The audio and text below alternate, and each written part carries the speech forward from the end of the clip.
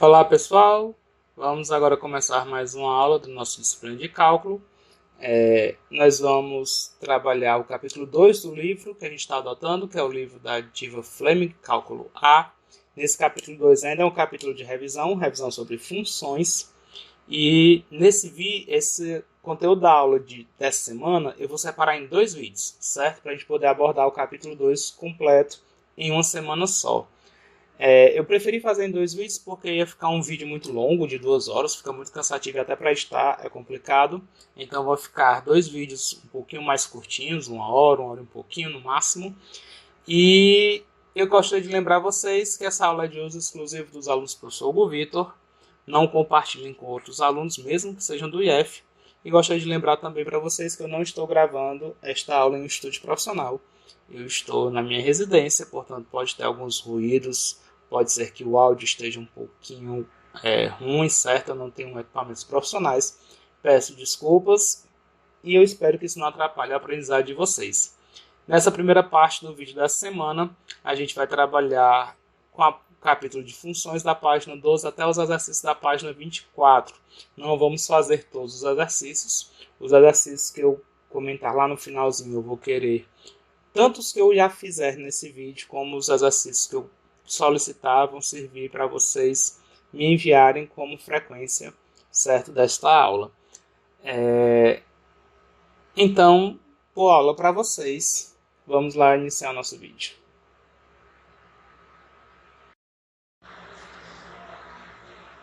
A aula de hoje nós vamos trabalhar o capítulo 2. Esse capítulo 2 também é um capítulo de revisão, uma revisão sobre funções. Esse capítulo inicia lá na página 12.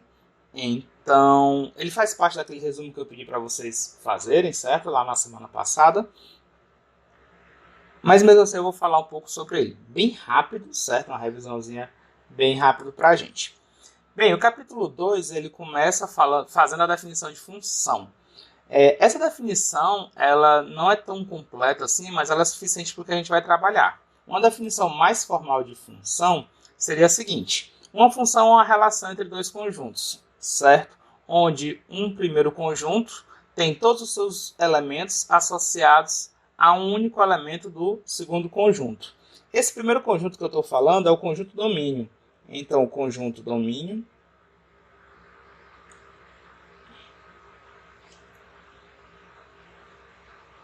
possui todos os elementos relacionados a um único elemento do outro conjunto que a gente vai chamar de contradomínio. Então, meu conjunto contradomínio. Contradomínio separado por hífen, será?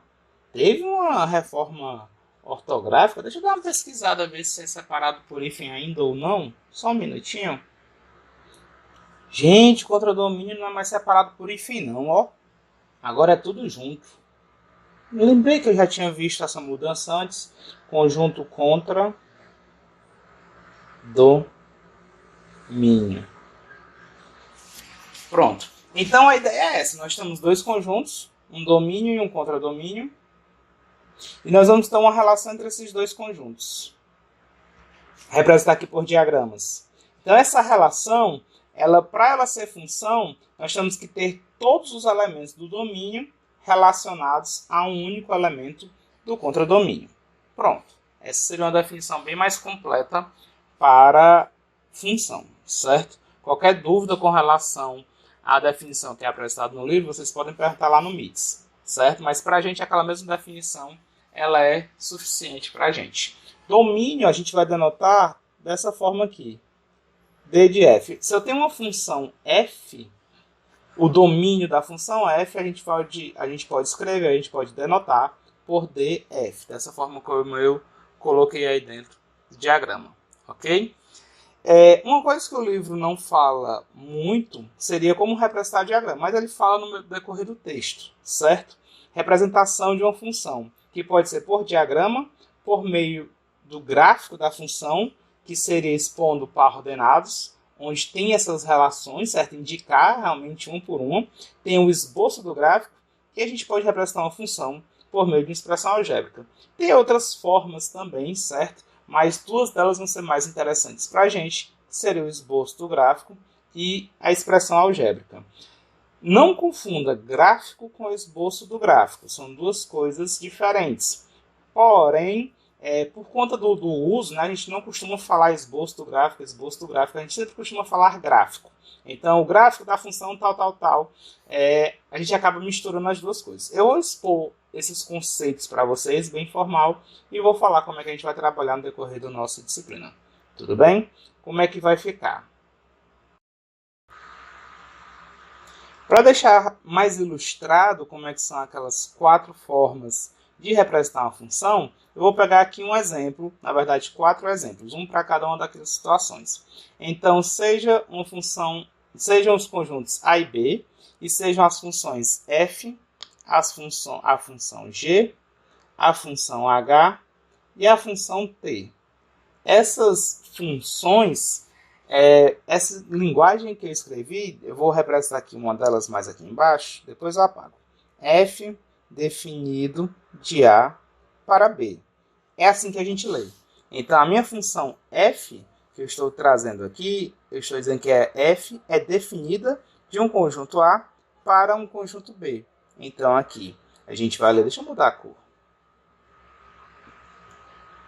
Como sendo f definida, uma função definida. Esse meu A é o domínio da função. E esse B é o meu contradomínio.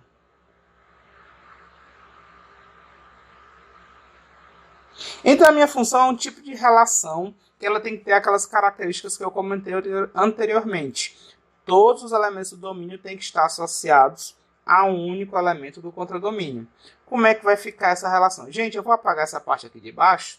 Quem quiser copiar, quem está copiando junto comigo, e eu recomendo que copie, dá uma pausa no vídeo, copie isso aí num cantinhozinho mais do seu caderno, certo?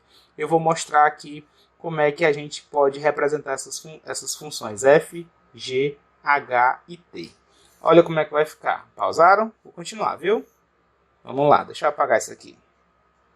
Na verdade, eu estou mais interessado com essa setona grandona aqui. Vamos lá. Então, eu posso criar uma função, essa função f, sendo que ela vai relacionar cada um dos elementos de um conjunto, que seria o meu conjunto A. Repare que à esquerda temos o conjunto A, e esses elementos estão relacionados a um único elemento do conjunto B, que vai ser o meu contradomínio da função f. Tudo bem? Então, aqui nós temos uma relação de conjuntos representada por meio de diagramas, onde nessa relação todos os elementos do domínio estão relacionados a um único elemento do contradomínio. Então, essa é uma situação em que nós temos uma função. Essa relação ela é uma função. Tudo bem? Olha a função g. É bom deixar claro que a g está definida de um conjunto B para o conjunto A. Então, nesse caso da função g, o meu domínio da g vai ser o conjunto B. Já o contradomínio é o conjunto A. Eu posso representar essa função por meio do gráfico da função g. Quem seria o gráfico dessa função g? O gráfico vai ser apresentar todos os pares ordenados da relação. Então, o gráfico de uma função, quando a gente falar em gráfico de função, realmente o que é o gráfico? É apresentar na forma de conjunto, o conjunto de todos os pares ordenados da minha função. Então, eu estou criando aqui uma função g, ela está relacionando o número 2 lá do domínio. Repare que o domínio da função g é o conjunto B. Ela está associado ao número 3 lá no contradomínio, que é o conjunto A. O meu número 4 do domínio, 4 é lá do B. Repare que o 4 é um elemento do conjunto B, meu domínio da função g. Ele está associado ao número 1 lá no conjunto A. Então, esses pares eles têm uma ordem a ser seguida. O primeiro valor deles, nesse caso aí, eu vou chamar de x, y, o meu par ordenado, onde x pertence ao domínio da g, que seria o conjunto B. Esse B é o domínio da função g. E y pertence ao conjunto A, que é o contradomínio. Não tem nenhum símbolo para representar contradomínio. Tudo bem? Então, o meu gráfico ele é o conjunto formado por esses pares ordenados, x e y, onde x pertence a B e y pertence a A. O B é o meu domínio e o A é o contradomínio. É uma outra forma de representar uma função. Agora, nós temos, além do gráfico, o esboço do gráfico, certo? O meu esboço do gráfico, eu estou representando aí da função h. Nessa função h, ela está indo do conjunto A para o conjunto A, não tem problema nenhum. Um mesmo conjunto, o seu domínio e o contradomínio. Isso vai aparecer muito para a gente, certo? A gente vai trabalhar muito com o conjunto dos números reais, tanto no domínio como no contradomínio, ou então subconjunto do conjunto dos números reais. Mas nesse exemplo aqui eu peguei o conjunto A. Então esse conjunto A eu criei dessa forma. O número 1 associado ao 2, o 2 associado a 1, o 3 associado ao 2 e o 4 associado ao 1. Esse aqui seria o esboço do gráfico da função h. Se eu quisesse fazer quem era o gráfico da função h, eu vou apagar essa parte aqui de baixo, só para ter mais espaço. Se eu quisesse fazer quem era o gráfico da função h, seriam todos os pares ordenados que estão aí, onde o primeiro elemento sempre é do conjunto x, é do eixo x, e o segundo elemento é o do eixo y. Então seria 1 associado ao 2, o 2 associado a 1, o 3 associado ao 2 e o 4 associado a 1. Esse seria o gráfico, e ali o que eu representei foi o esboço do gráfico. Então não confundam os dois. O que acontece? A gente não vai trabalhar com gráfico na nossa disciplina. A gente vai trabalhar muito mais com o esboço do gráfico. Então, de tanto usar ele, esboço do gráfico, e a gente já está acostumado a chamar essa representação do esboço como sendo o gráfico da função, então possivelmente eu vou acabar chamando também de gráfico, certo? Como é que eu posso dizer? É força da linguagem, né? Então a gente acaba chamando, para o nosso curso não vai fazer tanta diferença. Em outros cursos de matemática um pouco mais aprofundado, a gente tem que deixar bem claro que há uma diferença entre gráfico e esboço do gráfico. Só destacando isso aqui para vocês. Outra coisa que é interessante comentar é sobre todos os elementos do conjunto domínio nessa função h estarem relacionados a um único elemento do contradomínio, onde algumas pessoas têm algumas complicações em entender o seguinte detalhe. Se eu representar aqui por meio de diagrama essa mesma função h, repare que todos os elementos do meu domínio eles vão estar associados. O 1 está associado com o 2, quase que eu boto a seta errada. O 2 está associado com o 1. O 3, eu vou mudar a ordem para ficar mais fácil para não ficar essas setinhas se tocando, certo? Aqui não tem muito espaço.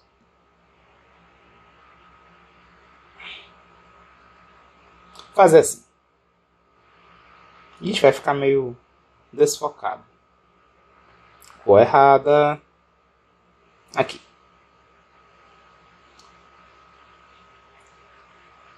Está aqui o conjunto A e o mesmo conjunto A. Então, eu vou botar aqui 1, 3, 2 e 4. E aqui eu vou colocar 1, 3, 2. Na verdade, eu vou trocar um pouquinho a ordem. 2, 4, 1 e 3. Acho que assim vai ficar melhor da gente representar. Porque, como a gente viu, essa função h, o 1 está associado ao 2, o 1 do domínio está associado ao 2 lá no contradomínio. O 3 também está associado ao 2. Já o número 2 está associado ao 1. E o número 4 também está associado ao número 1. Então, o que é que está acontecendo nessa função h? Todos os elementos do domínio estão relacionados? Estão. O 1, o 2, o 3 e o 4 são elementos do domínio e eles estão relacionados. Nós vamos ter eles relacionados a um único elemento do contradomínio? Sim. O 1 está relacionado a um único elemento do contradomínio. Vou mudar até a cor aqui. O 1 está relacionado a um único elemento do contradomínio. O 1 está relacionado com o 2. O 3 também está relacionado com 1. Eu não disse que cada um tem que ter um só para ele. Cuidado. O 3 também está relacionado com um único elemento do contradomínio. Seria o 2. O 2 do domínio está relacionado com um único elemento do contradomínio. E o 4 também está relacionado com um único. Pode sobrar elemento lá no contradomínio? Pode, não tem problema nenhum nós termos elementos que não estão relacionados com ninguém. No caso é o 4 e o 3. Pode acontecer de ter um elemento no contradomínio que está formando par com mais de um elemento do domínio? Pode também, não tem problema nenhum. O que não pode acontecer é o mesmo elemento do domínio estar relacionado com 2 do contradomínio, por exemplo. Ou então ficar elemento sobrando lá no domínio. Não pode isso acontecer. Certo? Só para deixar isso bem claro. Se isso acontecer, qualquer uma das duas coisas que eu comentei, não vai ser uma função. Vai ser uma relação entre conjuntos, mas não será função. Para ser função, guarda isso. Todos os elementos do domínio têm que estar relacionados a um único elemento do contradomínio. Voltando para cá. Finalmente, nós podemos representar a nossa função por meio de uma expressão. T de x igual a x. A função t ela tem o domínio e o contradomínio iguais ao conjunto B. E t de x igual a x. O que é que isso aqui significa? Significa que cada elemento x do domínio está relacionado ao resultado dessa expressão aqui do outro lado. No caso, eu coloquei o próprio x. É como se um elemento estivesse relacionado com ele mesmo. Nesse segundo membro da igualdade, eu podia ter qualquer expressão envolvendo x, certo? Desde que essa função consiga formar como resultado uma função. Essa daqui em particular vai formar sim uma função. Em alguns casos pode ser até que não forme. Uma expressão, nem sempre uma expressão criada, ela vai me dar logo de cara uma função. Tomar alguns cuidados com relação a isso. Tudo bem? Aqui nós temos alguns contra-exemplos que a gente pode construir de função.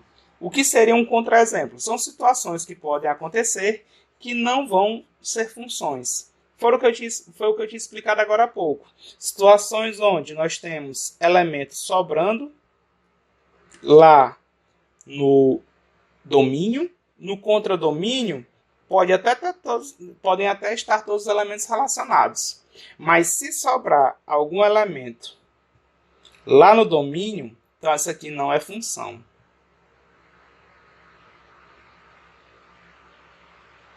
É uma relação entre conjuntos, mas não vai ser função só porque sobrou elemento no domínio. Tudo bem? Outra situação que também não pode ocorrer numa relação para ela ser função. Né? Não pode ocorrer, porque se ocorrer ela não vai ser função. A gente ter um mesmo elemento do domínio relacionado a 2 elementos do contradomínio. Se eu tiver situações como essa, por exemplo.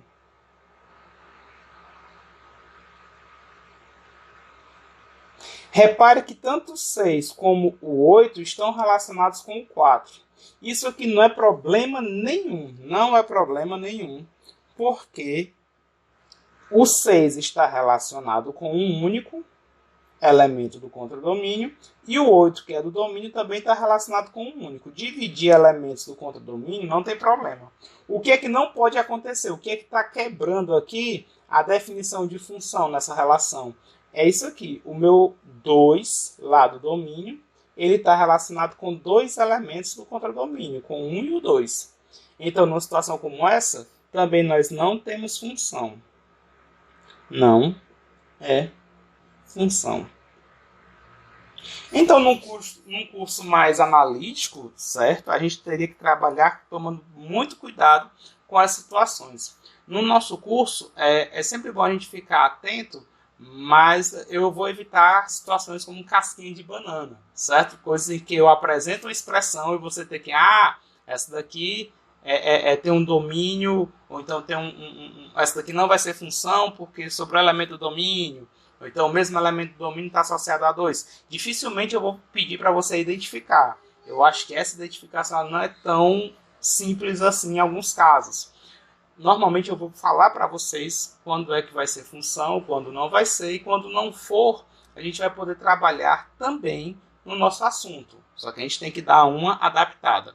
esses são exemplos que normalmente o nosso livro está trazendo. Eu vou apresentar agora para vocês alguns exemplos em que a gente tem funções entre subconjuntos do conjunto dos números reais, que é o que a gente mais vai trabalhar nesse curso. Essas funções que eu apresentei aqui são mais ilustrativas para a gente entender o conceito, mas a gente não vai resolver questões usando diagramas ou usando funções que só são uma quantidade finita de valores. Normalmente nossas funções vai ter o domínio dentro do conjunto dos reais e o contradomínio também dentro do conjunto dos reais, certo? Vamos ver como é que seriam esses exemplos e contra-exemplos em situações como essas.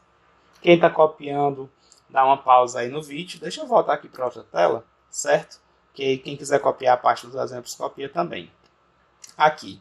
Ficou um pouco desorganizado, mas no livro de vocês está mais organizado. Aqui foi só uma falazinha rápida, certo? Uma revisãozinha. E algumas informações extras que não vai ser tão relevante para o nosso curso. A gente vai focar mais realmente no que tem no nosso livro. Só quis acrescentar mais um detalhezinho com relação a gráfico e esboço do gráfico. Fica aí para a gente comentar no nosso encontro lá no MITS. Tudo bem? Vamos ver como é que seriam esses conceitos em subconjuntos do conjunto dos números reais, como domínio e contradomínio. Tomando o conjunto dos números reais, para a gente criar exemplos, a gente pode pegar algumas daquelas funções que nós já vimos lá no nosso ensino médio. Eu não vou inventar nada muito mirabolante agora não, certo? Umas das funções que a gente conhece.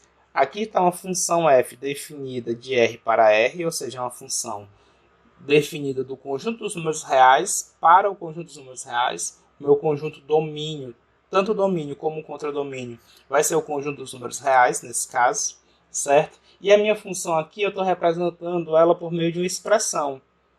É isso que vai aparecer mais para a gente, uma expressão algébrica para representar a minha função. F de x igual a x mais 1. É uma função que associa a cada número a ele mesmo mais uma unidade. Eu ia falar sucessor, mas sucessor a gente só vai ter dentro dos números inteiros, né? Aqui a gente não vai ter a ideia dos sucessores, porque a gente está trabalhando com o conjunto dos números reais. Então, por exemplo, se o x for 0,5, ele vai estar associado ao número 1,5. Eu tenho o conjunto dos números reais. Não faz nem sentido eu interpretar como sendo um diagrama. Não sei se vocês concordam comigo.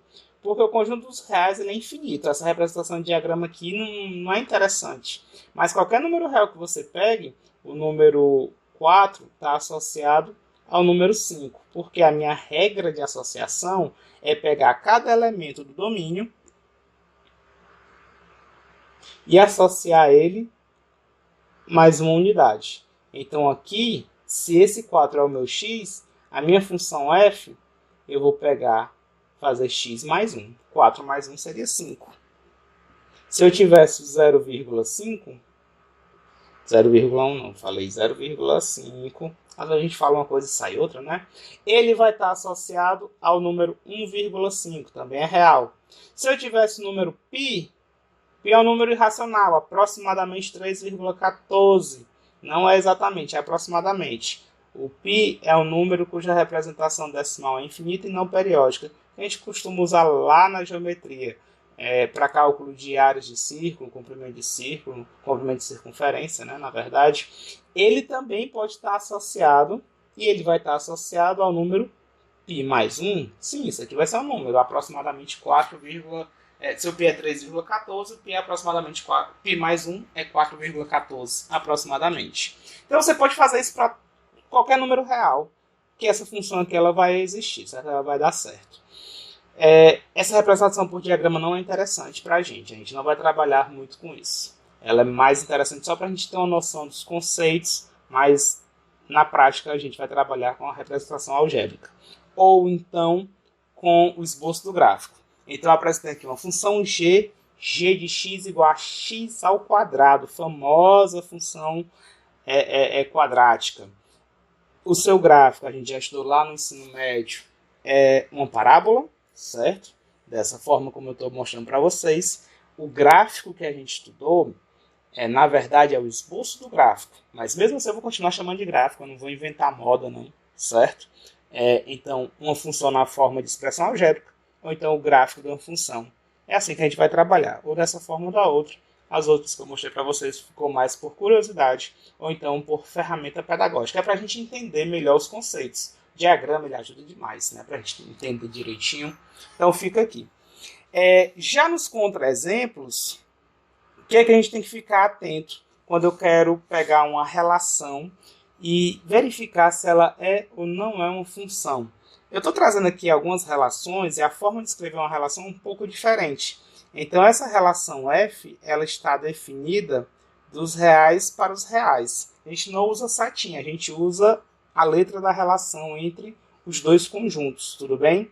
Aqui a gente não tem domínio contra domínio, mas tem um primeiro conjunto e nós vamos ter o segundo conjunto. Tal que f de x igual a raiz quadrada de x. Poxa, essa aqui não é uma função? Não. Essa f que eu estou trazendo aqui, essa f maiúscula, eu botei minúscula, peço desculpas, é f maiúscula aqui embaixo, f maiúsculo, relação f maiúscula, ela não é função. Por quê? Porque aqui eu estou dizendo que o meu conjunto dos reais todo está relacionado nessa relação. Sendo que a minha expressão ela tem raiz quadrada de x. A gente aprendeu que não existe raiz quadrada de números negativos aqui no conjunto dos reais. Vai existir outro conjunto numérico, conjuntos complexos, mas os reais não tem. Então, por exemplo, menos 1. O menos 1 faz parte do domínio dessa relação, né? Se fosse uma função, né? Ao primeiro conjunto dessa relação. Só que o menos 1 não vai estar associado a ninguém. Então, essa relação já vai ter elemento no primeiro conjunto que não está associado ao segundo conjunto. Não vai ser uma função. Outra forma de identificar quando uma relação não é função, está aqui uma outra relação G, também dos reais para os reais, certo? Representado com a letra da relação aqui no meio, entre os dois conjuntos. E eu tenho um esboço do gráfico dessa forma. O que está acontecendo nessa G que não permite que essa relação seja uma função?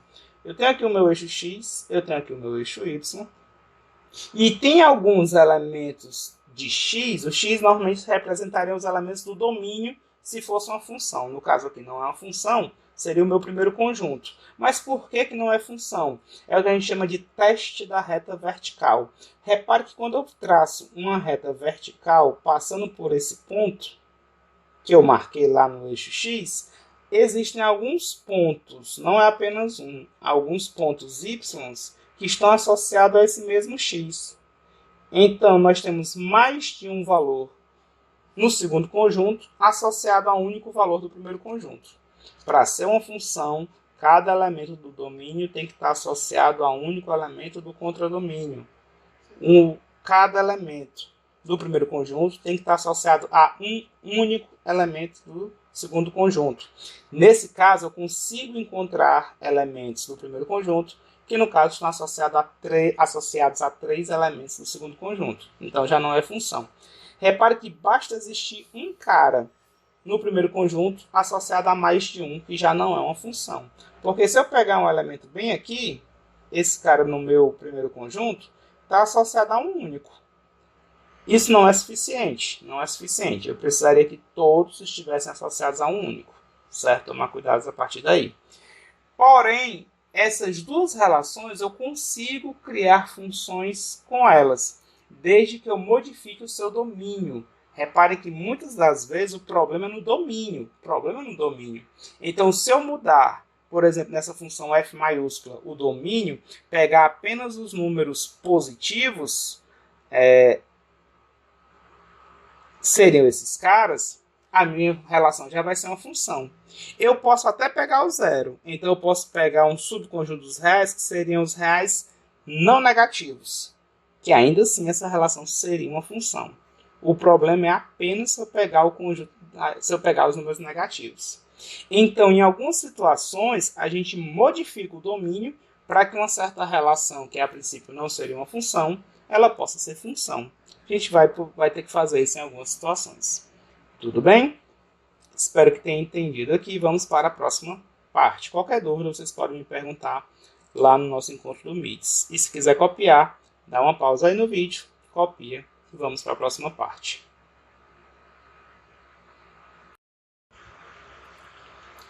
Nosso livro traz uma definição muito importante para a gente, que ela define o que é imagem de x pela função e o conjunto de imagem de uma função. Então, só recapitulando um pouquinho do que a gente viu agora há pouco. Uma função nada mais é do que uma relação entre conjuntos. Então, essa relação entre conjuntos, ela vai associar elementos, na verdade, todos os elementos de um conjunto, a um único elemento de um segundo conjunto.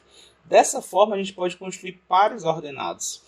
A gente vai representar principalmente por meio de expressões. Então, eu tenho uma função, vou dar aqui um exemplo qualquer. Eu tenho uma função f definida de um conjunto para outro conjunto. Acostume-se com essa simbologia, que essa é uma simbologia que a gente costuma indicar logo de cara. Quem é o domínio e quem é o contradomínio da minha função. Tá, ok? Eu pego f, o meu y, ele vai ser igual a um certo f de x. É uma certa expressão em x. A gente costuma dizer que x é a variável independente dessa função, enquanto y é a variável dependente. Dessa forma, a gente pode construir pares ordenados. Esses pares ordenados eles são da forma x, y, ou seja, x, f de x. Esse primeiro valor é um valor que a gente vai tirar dentro do conjunto do domínio. E o segundo valor é um valor dentro do contradomínio. Esse valorzinho aqui, y, que é encontrado por meio da expressão f de x. Esse f de x, isso aqui é um símbolo que está abreviando toda a expressão. Pode ser x mais 1, pode ser x ao quadrado. Depende da minha função. Tem uma expressão que vai associar. Vai dar uma regra, vai dar uma lei para encontrar o y dado o x que você queira. Certo? Para um certo x em particular, ele tem um y associado a ele. Detalhe, tem um único y associado a ele. Então, esse valor y associado a um determinado x, esse valor é chamado de valor da função. Então, muitas vezes a gente pergunta quem é o valor máximo da função, quem é o valor da função associado ao x igual a 5. Quando a gente fala de valor da função, a gente está olhando para o y. É o resultado da expressãozinha f de x. Esse valor da função também pode ser chamado de imagem de x pela função f, ou imagem de x por f. Tá? A definição formal está lá no livro de vocês, certo? Dê uma lidazinha lá. Se eu pegar todos os elementos que são imagem de alguém, eu posso construir um conjunto que a gente vai chamar de conjunto imagem de uma função. O que é o conjunto imagem de uma função? São todos os elementos do contradomínio que vão ser imagem de algum elemento do domínio. Então, a gente vê agora há pouco alguns exemplos em que a gente tem elementos sobrando no contradomínio. Eu não me lembro direitinho, mas deixa eu ver se eu me recordo aqui. Nós temos o 1, o 3, o 2 e o 4. Aqui o 2, 4, 1 e 3. Se eu não me engano, tinha um exemplo como esse. Onde nós temos um conjunto A, o mesmo conjunto A. 1 associado ao 2, 3 associado ao 2. O 2 associado a 1 e o 4 associado a 1. Essa aqui era a minha função que eu tinha tomado lá em cima. Certo? Não era f. Eu não me lembro qual era. Fale agora. Não recordo não. Vocês olham lá no volta aí no vídeo e olham quem era a função. Porque o que eu estou interessado aqui é no seguinte. Dos 4 elementos do contradomínio, tem 2 deles que são imagens de elementos do domínio. O que seria dizer que eles são imagens? Que eles estão ligados a alguém. Que eles estão associados a alguém. Então, o 2 e o 4 e o 1, eles estão associados a elementos lá do domínio. Esse aqui seria o meu conjunto imagem dessa função. Já o 4 e o 3, que não estão associados, não vão pertencer ao conjunto imagem. Então, a imagem de uma função é um subconjunto do contradomínio dessa função. No livro de vocês trazem alguns exemplos, certo? Com relação a domínio, contra domínio e imagem. Eu não vou copiar os mesmos exemplos. Eu vou pegar algum exercício para resolver com vocês envolvendo esse assunto. Então, tenha uma olhadinha nesses exemplos já resolvidos do livro, certo? E eu vou trazer aqui outros para engrandecer ainda mais o estudo de vocês. Quem quiser copiar, dá uma pausazinha aí. Qualquer dúvida, vocês podem perguntar lá no nosso encontro do Meets. Eu vou pular alguns tópicos para a gente logo para os exercícios treinar um pouquinho, que a gente viu muita informação agora há pouco. Então, lá na página 20, tem o tópico 2.10, que são dos exercícios, e o primeiro exercício diz o seguinte: se f de x é igual a x ao quadrado menos 4, dividido por x menos 1, achar f de 0. Bem, eu não sei se isso é uma função, ele não pergunta e não diz. Normalmente, quando é função, a gente tem a informação sobre o domínio e o contradomínio. Nesse caso aqui, não fala. Mas, mesmo assim, a gente é capaz de encontrar f de 0. O que seria esse f com o 0 dentro? É achar qual o valor f associado ao x igual a 0. Então, o que é que nós vamos fazer? Nós vamos repetir essa expressão. E onde tem x, eu vou colocar o valor que tem dentro do parênteses. Então, isso aqui é um padrão, certo? Quando eu quero encontrar f com alguma coisa entre parênteses, algum número entre parênteses, na verdade eu estou associando o número associado, né? Estou procurando a imagem associada àquele número que está dentro do parênteses. Eu quero a imagem desse 0 nessa função, digamos assim, certo? Entre aspas. Porque não me diz quem é domínio contra domínio, a gente não vai entrar aqui em detalhes saber se realmente é função ou não. Fica aí a curiosidade. Então, fazendo a substituição, nós vamos ter 0 ao quadrado menos 4 dividido por 0 menos 1, que foi o que eu fiz. Onde tinha x, eu coloquei o número que está entre parênteses, que é o 0. Isso aqui vai ser menos 4 dividido por menos 1. Isso aqui vai dar igual a 4. Significa que nessa função, entre aspas, f de 0, ou seja, o valor associado ao número 0, vai ser o 4. A imagem do 0 vai ser o número 4. Item B. Quem vai ser o f de menos 2? F de menos 2 vai ser calculado substituindo no lugar do x o menos 2. Cuidado que como tem número negativo, a gente tem que substituir entre parênteses. Então fica menos 2 ao quadrado menos 4 dividido por menos 2 menos 1. Repare que é a mesma expressão que tem ali escrita, só que onde tem x está aparecendo o menos 2. E como é um número negativo, eu dei preferência a colocar ele dentro do parênteses, certo? Por que eu fiz isso? Se eu coloco só menos 2 ao quadrado, bem aqui nessa parte, e não coloco entre parênteses, se não tiver o parênteses, o resultado disso aqui seria menos 4. E não vai dar isso, tudo bem? Isso aqui vai dar um resultado errado quando eu terminar minhas contas. Sempre que for substituir uma variável por algum valor negativo, coloca dentro do parênteses para não dar nenhum resultado equivocado, certo? Vamos lá, fazendo os cálculos agora. Quem é o número associado ao menos 2? Menos 2 ao quadrado vai dar 4. 4 menos 4. Dividido por menos 2 menos 1. Soma com sinais iguais, repete o sinal e soma os valores. 2 mais 1 dá 3. Então embaixo fica menos 3 no meu denominador. 4 menos 4 é 0. 0 dividido por menos 3. A gente vai ter 0. Então f de menos 2... ou seja, o número associado ao menos 2 é o 0. Se eu fosse escrever pares ordenados, na linguagem de par ordenado, o primeiro é como se eu tivesse 0 e 4. O primeiro valor sempre é do x e o segundo é sempre da imagem dele. No caso aqui é o 4.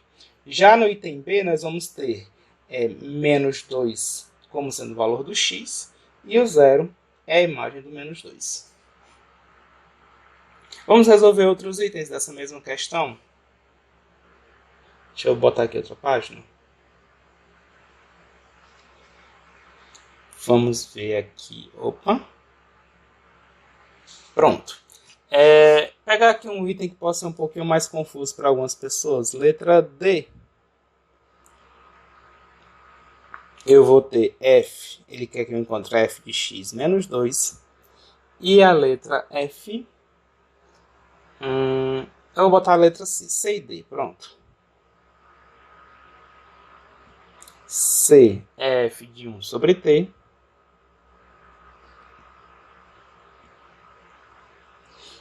E a letra D vai ser f de x menos 2. Como é que vai ficar a nossa função?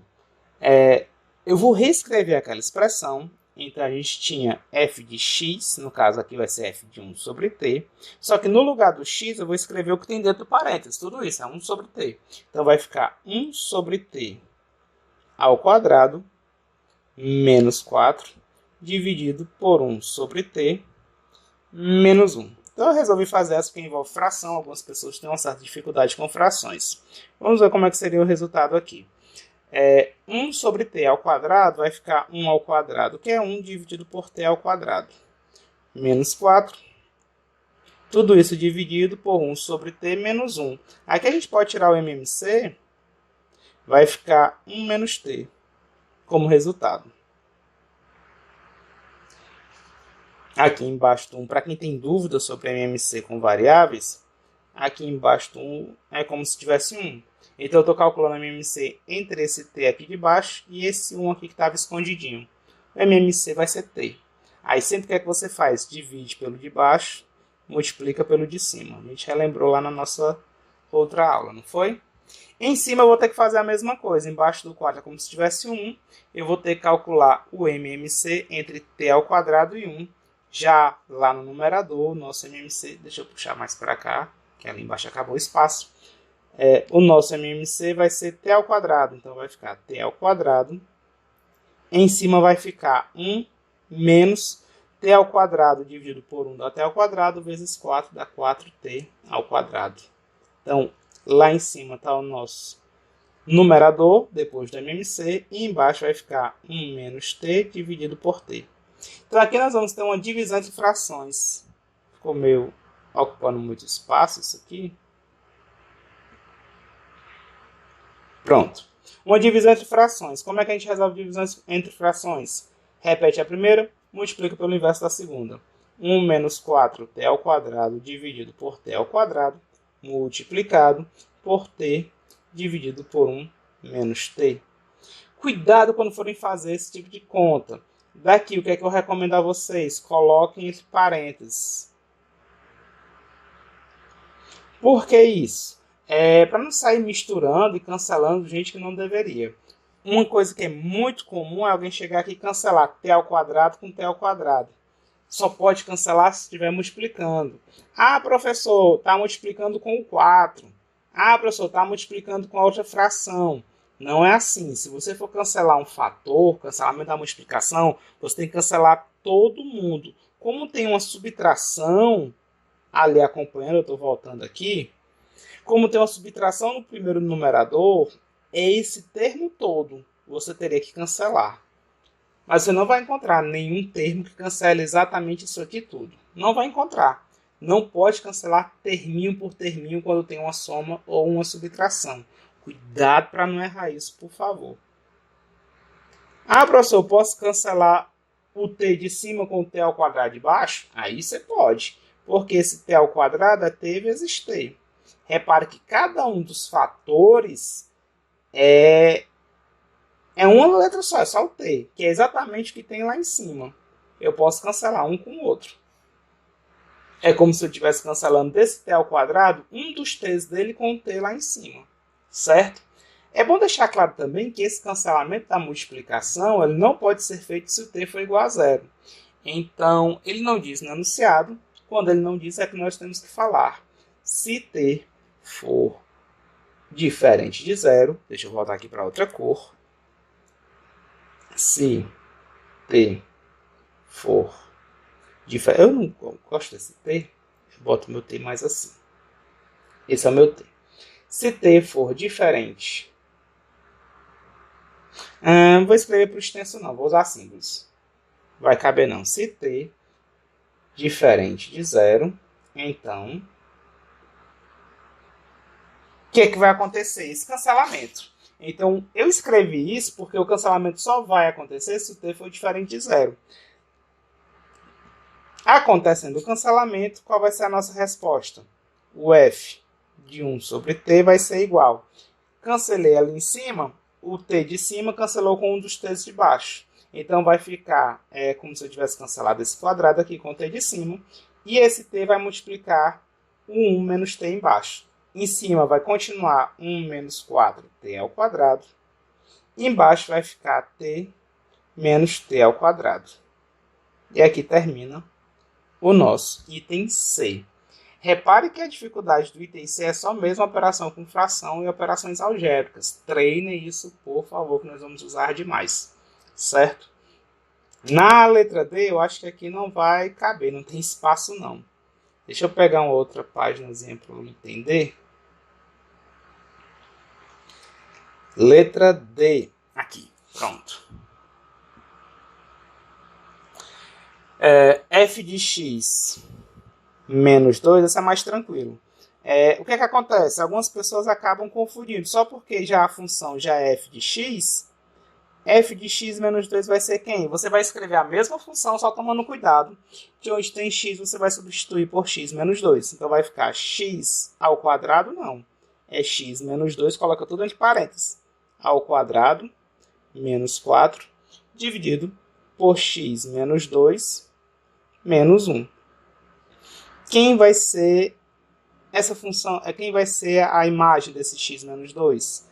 A gente vai ter aqui x menos 2 ao quadrado, quadrado primeiro, menos 2 vezes o primeiro vezes o segundo, 2 vezes x vezes 2, mais o quadrado segundo, produto notável, menos 4, dividido por x menos 2 menos 1. Então aqui vai ficar x ao quadrado menos 4x mais 4 menos 4 no numerador e no denominador x menos 3. Acho que aqui já dá para a gente colocar um resultado final, afirmando onde f de x menos 2 vai ser igual a x ao quadrado menos 4x dividido por x menos 3. Esse aqui é um caso que vai exigir um cuidado maior da gente, certo? Tanto no item C como no item D, eles são um pouquinho mais delicados e eles têm alguns nomes especiais. Aqui a gente vai chamar de função composta, conteúdo que a gente vai ver já já. Por enquanto, então, quem quiser copiar, dá uma pausa no vídeo, copia aí. Vamos para a próxima parte. Quem quiser copiar o item C, pode pausar o vídeo agora, certo? Acho que eu não dei um tempinho para copiar, pausa o vídeo aí e copia. Quem quiser copiar os itens A e B, tá aqui os itens A e B, dá uma pausa no vídeo, copia aí. Vamos agora para o próximo exercício.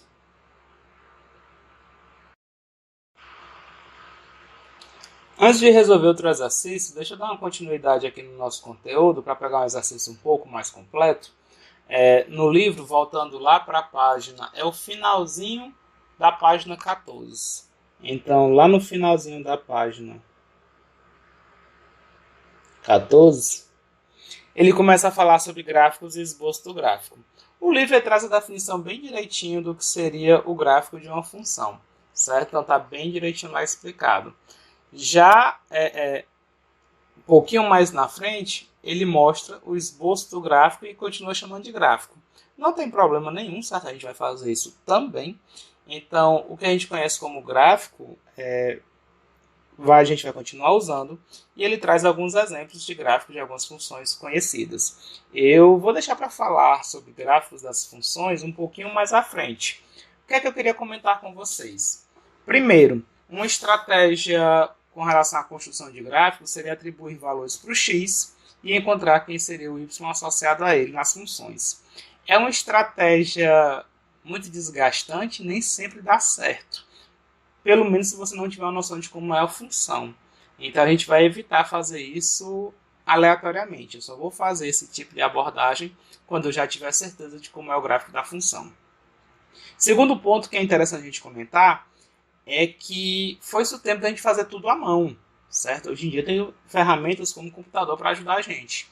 Então, construção de gráficos, você pode simplesmente pegar algum programa como MATLAB. Eu trabalho mais também com o pessoal da licenciatura em matemática. E lá tem um programa que a gente usa que é muito simples de trabalhar, que é o GeoGebra. Trabalha tanto na parte de geometria como a parte de álgebra Isso aqui é bem completo para os alunos da licenciatura. Eu vou pedir desculpas a vocês, porque eu não costumo trabalhar com softwares mais elaborados. Mas tem outros, que é o MATLAB. Tem gente que consegue fazer gráfico até mesmo em planilhas, como o do Excel e a planilha do Google. Eu não tenho essa habilidade toda. Então, construam gráficos usando os meios digitais do jeito que vocês acham mais conveniente, do jeito que vocês acham mais simples, certo? Eu, quando for necessário, eu posso utilizar o GeoGebra. Então, a gente vai continuar com a nossa nomenclatura comum. A parte de atribuir pontos, eu vou evitar fazer isso. Quando eu realmente quiser gráficos, eu vou utilizar o GeoGebra. Terceiro e último ponto interessante é que tem uma parte do nosso curso, a nossa disciplina, que envolve realmente construção de gráfico e encontrar informações importantes sobre gráfico. A gente vai passar um bom tempo falando sobre isso para a gente treinar alguns conceitos com relação a isso. Conceitos de máximo, mínimo e valores de uma função quando ela chegar a valores do x extremamente grande, que é o que a gente chama de função indo para o infinito. São alguns conceitos mais matemáticos que a gente vai trabalhar e a gente não vai usar software, a gente vai fazer na mão mesmo esses gráficos nesse momento. Então, é interessante que a gente faça isso, certo? Tanto para treinar os conceitos, como ver uma forma de aplicação, e para a gente entender que esses gráficos, os softwares, eles não surgiram do nada, foram pessoas que sabem construir gráficos que fizeram. E a gente, mais do que construir o gráfico na mão, o importante mesmo vai ser entender esses gráficos, com os valores que nós vamos encontrar. Então, eu tenho isso em mente, tudo bem? Eu vou pular essa parte, dei uma lidazinha no livro, certo? Ele traz alguns exemplos de funções bem elementares e eu vou trazer essas funções para a gente em outra parte da nossa aula, ainda dessa semana. Tudo bem? Vamos para o próximo tópico, que ele é um pouquinho mais importante para a gente. Lembrando que qualquer dúvida vocês podem me perguntar lá no nosso ponto de limites. Operações entre funções. Esse capítulo ele não está sendo ensinado à toa, a gente vai trabalhar muito com funções no decorrer desse curso. E para a gente entender algumas funções um pouco mais complexas, a gente pode interpretar elas como sendo outras funções menores operando entre si. Então, existem algumas operações entre funções que vão dar como resultado também funções. Que operações são essas? Soma de funções, multiplicação de funções, soma, subtração, multiplicação, divisão e multiplicação por constante. O que seria isso? Então, sejam FG funções, certo? Cada uma com seu domínio e com seu contradomínio. O que é que nós podemos construir? Novas funções utilizando a soma delas. F mais G de x também vai ser uma função. A diferença entre elas, f menos g de x, vai ser uma outra função. Pode ser a multiplicação entre elas, f vezes g de x. E a divisão, f dividido por g. Acabou o espaço. Deixa eu botar aqui no cantinho. F dividido por g de x. Quais são os cuidados que nós devemos ter quando a gente for fazer operações entre funções? Tanto faz, soma, subtração, multiplicação ou divisão entre funções. Os domínios dessas funções assim construídas, por meio de operações, tendo outras funções primitivas, funções iniciais, a função f e a função g, cada uma com seu domínio, nessas funções compostas por meio das operações, vai ter um novo domínio e um novo contradomínio. O novo domínio dessas funções vai ser por meio da interseção dos domínios das funções que formaram elas. Guardem isso, certo? Pode ser que seja necessário para a gente resolver algum exercício. Se eu tenho qualquer função que ela foi construída por meio de operações com algumas funções mais simples, o domínio dessa nova função vai ser a interseção do domínio das funções que compõem ela, certo? Tem uma outra situação que a gente pode ter uma função gerada por meio da multiplicação de uma constante por uma função, k vezes f de x, onde k pertence aos reais. É um valor constante, algum número. Então, se eu tenho uma função f, 3 vezes f, 5 vezes f, 10 vezes f, 1/4 vezes f, menos 7 vezes f também vai ser função. Se eu pegar uma função e multiplicar por uma constante. O domínio vai ser o mesmo. Esse quinto caso aqui é o único onde o domínio vai ser o mesmo da função f. Certo? Não vai mexer no nosso domínio. Vamos falar agora sobre função composta. O que é uma função composta? Está com a definição no nosso livro. Eu estou achando essa definição um pouco fraquinha, um pouco falha na sua parte mais conceitual, mas para o cálculo está suficiente. O que é uma função composta? A ideia é a seguinte, é eu pegar duas outras funções e colocar uma dentro da outra, digamos assim, uma dentro da outra. Então a gente sinaliza, a gente simboliza a função composta por meio de uma bolinha. Então a f composta é a função g composta com a função f, certo? G composta com f de x ou g bola f, né? A gente costuma falar assim, G composta com a f. Eu já vi gente falar G bola F ou GOF, eu acho tão feio. É função composta, G composta com F, certo? Então, nesse caso aqui é como se eu tivesse G, a função G, e dentro dela eu vou aplicar a expressão da função F de x. Muito parecido com o que nós fizemos no exercício anterior, acho que foram os itens C e o item D, certo? Então é praticamente isso, eu tenho uma expressão, eu tenho uma outra função, eu vou jogar ela dentro de uma função.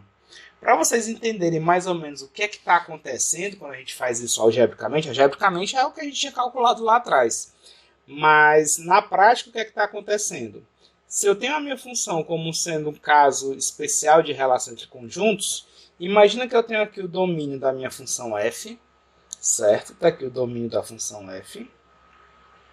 E eu tenho aqui o contradomínio da função f. Na verdade, eu estou mais interessado na imagem da função f. Contra o domínio todo eu não estou interessado, não. Eu só quero saber da imagem, certo?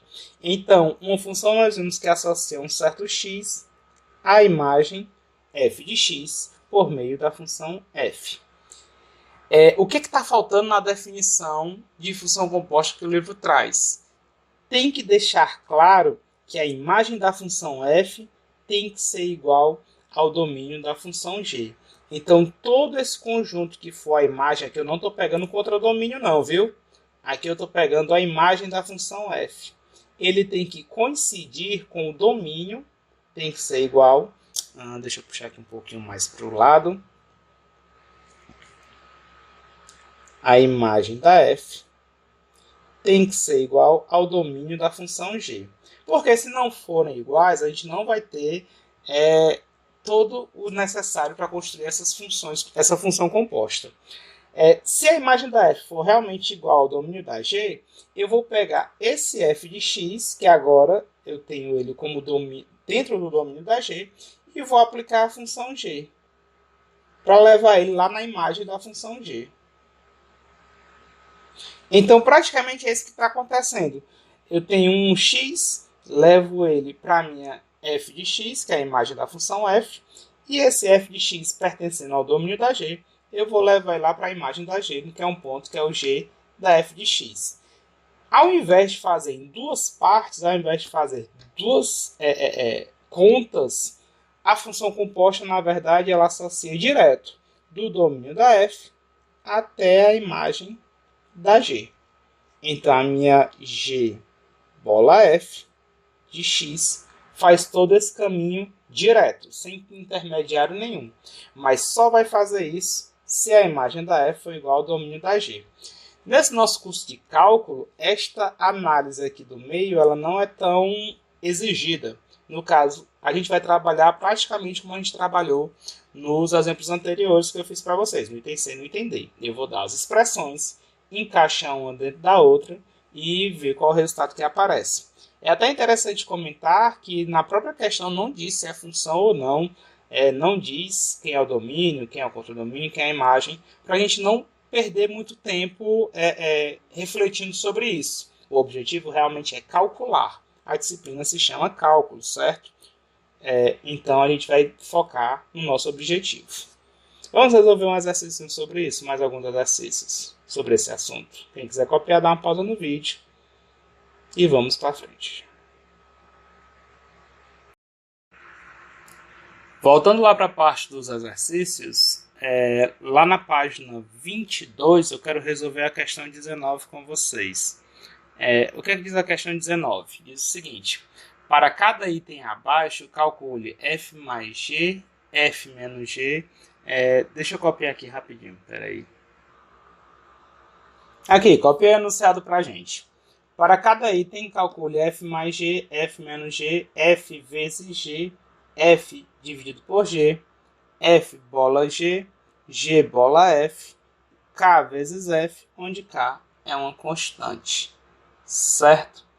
Então, como é que vai ficar aqui a nossa questão 19 no item A? Item A, f de x igual a 2x, g de x igual a x ao quadrado mais 1. A gente vai ter o seguinte: quem vai ser f mais g de x? Eu vou pegar a função f, que é 2x, vou somar com x ao quadrado mais 1. Essa é f mais g. Só somar as duas funções. No máximo, você pode organizar aqui e obter que f mais g de x vai ser igual a x ao quadrado mais 2x mais 1. Seguindo o mesmo raciocínio, quem vai ser f menos g?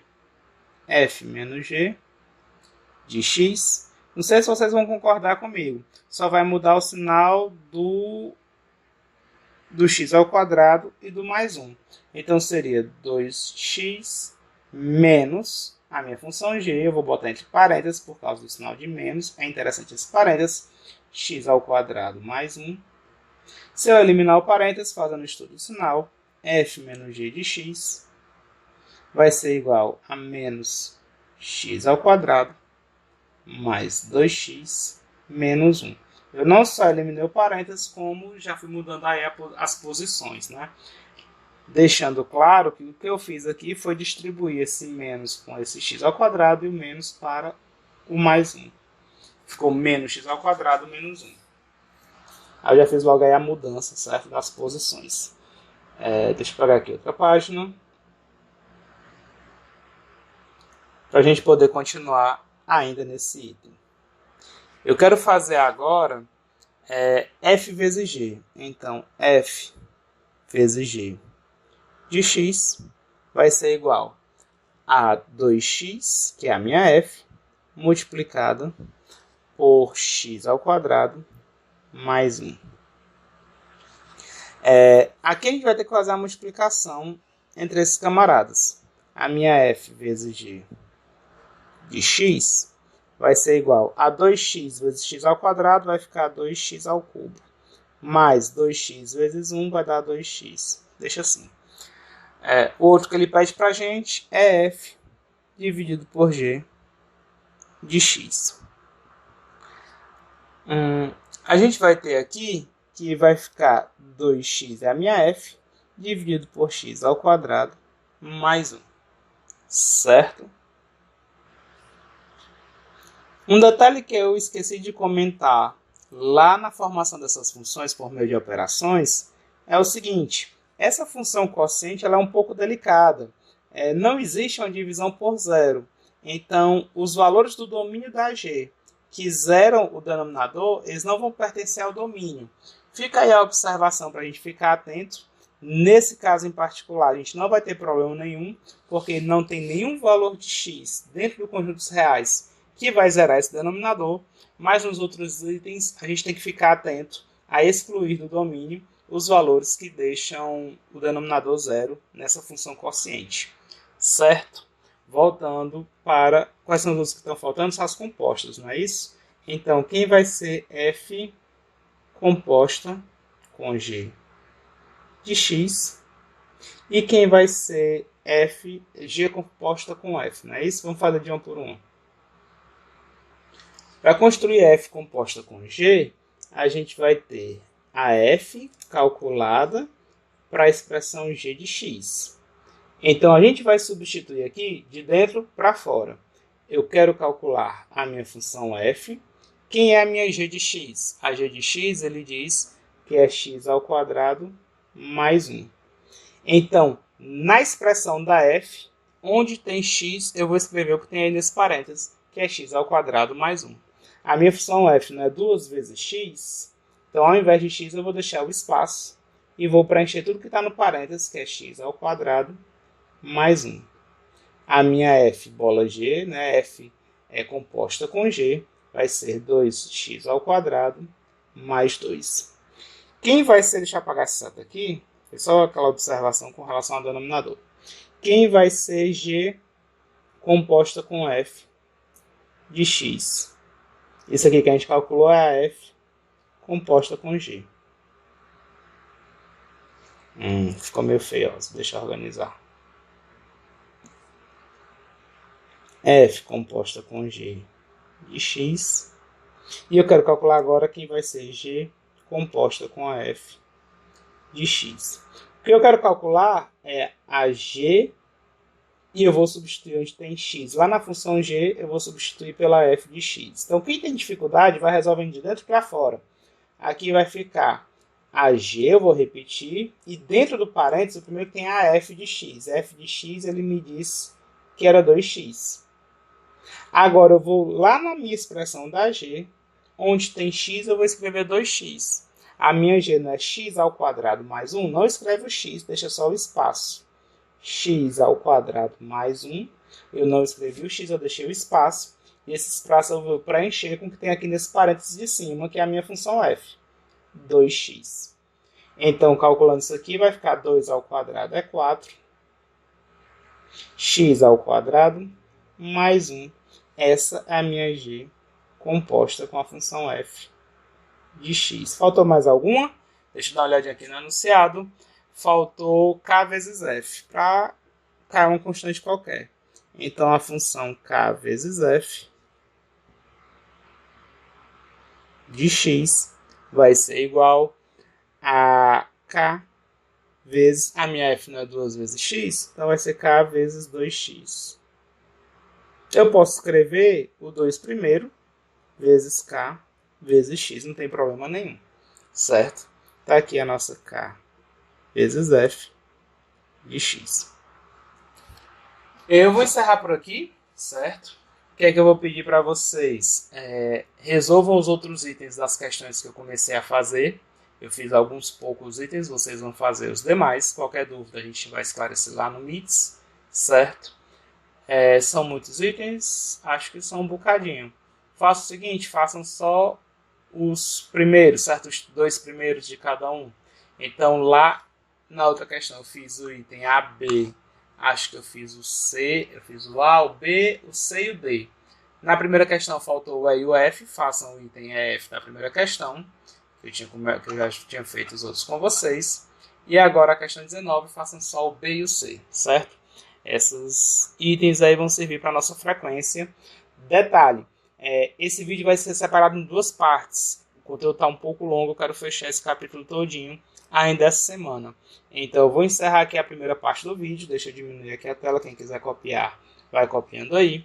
E depois eu vou postar ainda nessa semana a segunda parte desse vídeo, dessa aula, certo? Para não ficar um vídeo muito grande de 2 horas, eu quebrei em pedacinhos menores. Lembrando também, qualquer dúvida, vocês podem perguntar lá no nosso encontro do Meets. Tchau, tchau. Até o próximo vídeo.